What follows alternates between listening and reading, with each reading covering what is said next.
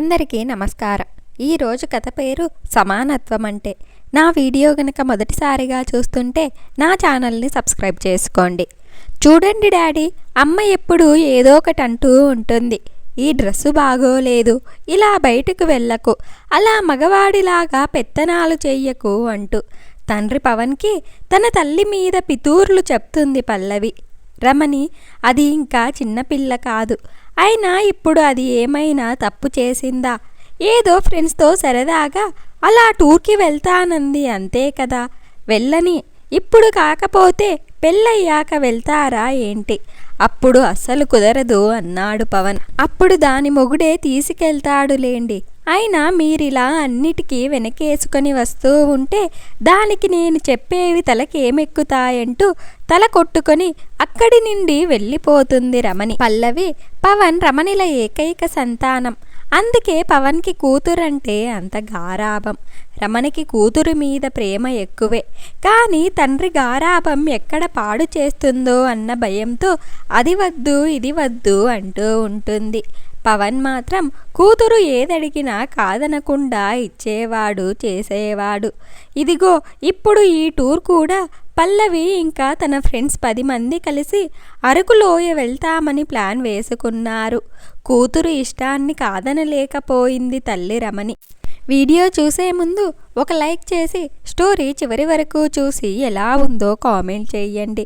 మీరు చేసే ఒక లైక్, ఒక కామెంట్ వలన మరిన్ని ఇంట్రెస్టింగ్ వీడియోస్ చేయాలనిపిస్తుంది. 4 అబ్బాయిలు 6 అమ్మాయిలు మొత్తం కలిసి 10 మంది ట్రావెల్ బస్ మాట్లాడుకొని అరకు బయలుదేరారు. వైజాగ్లో దిగి అక్కడ రిసార్ట్లో రూమ్ తీసుకొని ఉన్నారు. మర్నాడు ఉదయమే అల్పాహారం కానిచ్చి అరకు బయలుదేరారు.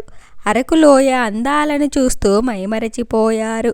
వాటర్ ఫాల్స్ వరకు ట్రెక్కింగ్ చేసుకుంటూ వెళ్ళారు. అక్కడ పారే జలపాతాన్ని చూసేసరికి అందరికీ అందులో స్నానం చెయ్యాలనిపించింది. అమ్మాయిల 5 సెలయేరు కింద తడుస్తూ నించున్నారు. ఒక అమ్మాయి మాత్రం గట్టు మీద కూర్చుంది. అక్కడ తడుస్తున్న అమ్మాయిలను చూసి వాళ్ళ ఫ్రెండ్స్లో ఒకడు ఫోటోలు తీయటం మొదలుపెట్టాడు. అలా ఒక్కొక్కరి ఫోటోలు తన ఫోన్లో తీసుకొని దాచుకున్నాడు. కానీ ఆ విషయం ఎవరికీ తెలియదు. అలా తిరిగి సాయంత్రానికి రూమ్కి చేరుకున్నారు. 2 రోజులు అరకు అందాలు చూసి వెళ్తూ సింహాచలం, అన్నవరం ఆలయాలను కూడా దర్శించుకొని ఇంటికి తిరిగి వెళ్ళిపోయారు. 2 రోజుల తర్వాత పల్లవి ఫ్రెండ్ రాగిని కాలేజీ క్యాంపస్లో ఏడుస్తూ కనపడింది. ఏమైంది అని అడిగింది పల్లవి. అప్పుడు ఏడుస్తూ జరిగిందంతా ఇలా చెప్పింది. మనం అరకు వెళ్ళినప్పుడు అక్కడ వాటర్ ఫాల్స్లో తడిసాము కదా, అప్పుడు మన ఫొటోస్ తీశాడు సాకేత్. వాటిలో నా ఫొటోస్ని ఎడిట్ చేసి పిచ్చిగా తయారు చేశాడు. ఇప్పుడు ఆ ఫొటోస్ చూపించి నన్ను బెదిరిస్తున్నాడు. తన దగ్గరకు రాకపోతే ఈ ఫొటోస్ యూట్యూబ్లో పెడతానని బ్లాక్మెయిల్ చేస్తున్నాడు. ఫ్రెండే కదా అని క్లోజ్గా ఉంటే తను ఇంకేదో ఊహించుకొని ఇప్పుడు నన్ను టార్చర్ చేస్తున్నాడు. తన దగ్గర నుంచి ఆ ఫొటోస్ ఎలా తీసుకోవాలో తెలియటం లేదని ఏడుస్తుంది.